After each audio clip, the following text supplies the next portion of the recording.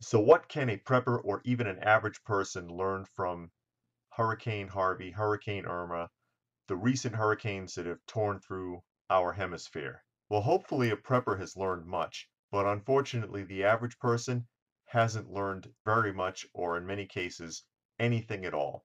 Unfortunately, people have a knack for going through an experience and learning absolutely nothing. Some of these people in these hurricane zones have been through similar experiences already. They've been through storms in the past and still were not prepared for it. And as a result, they're still stuck relying on the government to save them.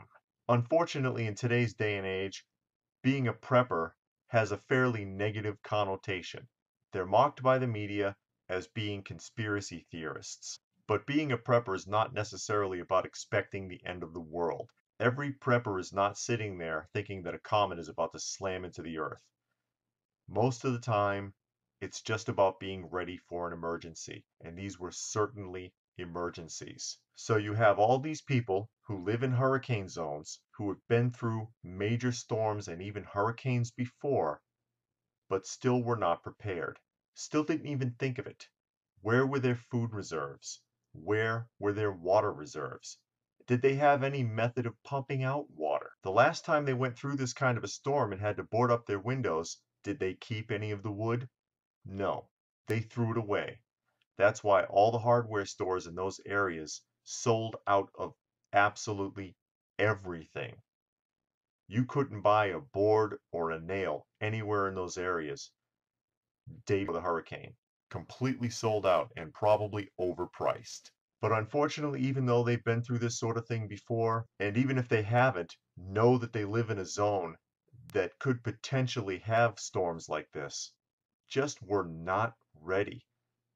I mean, you don't have to be a full-blown prepper with a bunker and have 2 years of food in it to be ready for a storm.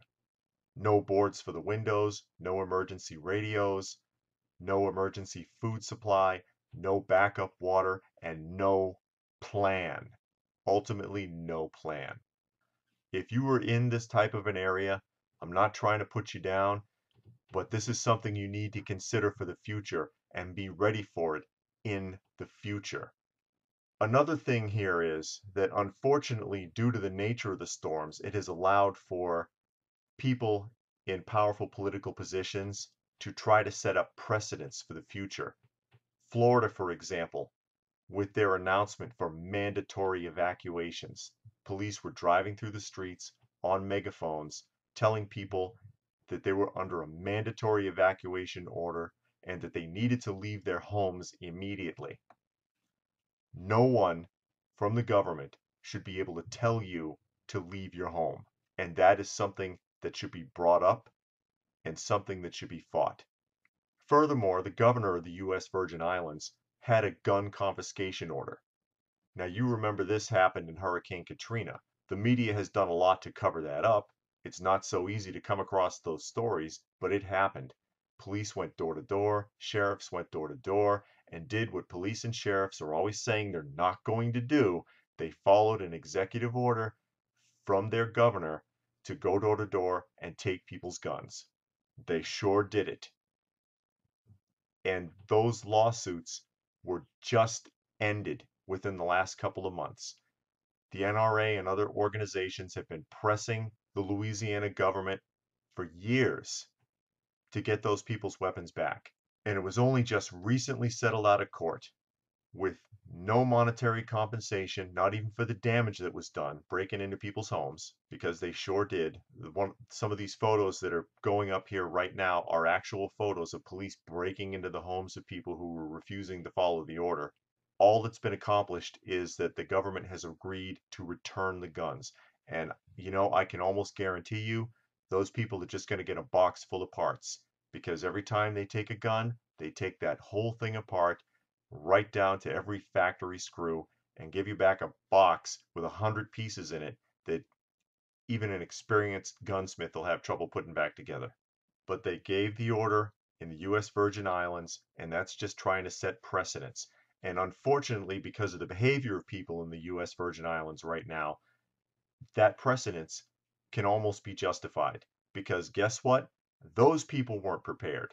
You're living on an island in the middle of nowhere in a little community, and you're not prepared for a storm. These people ran out of food the next day and resorted to looting. The next day, they were not ready. So now the governor can turn around and say, see, they'd have been killing each other.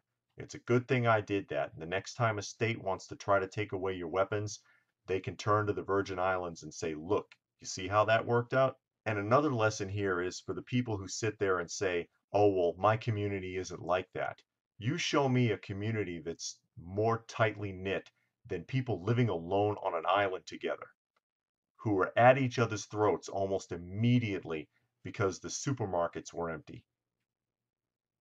So much for that. You cannot rely on that, oh, our community's not like that and our neighbors are not like that, because as soon as the resources run out, they turn into animals. And one more thing I want to remind folks of. Do you remember Hurricane Hugo back in 1989? September of 1989, I think? Look it up, because during Hurricane Hugo, it was armed gangs of police and National Guard that were responsible for the looting.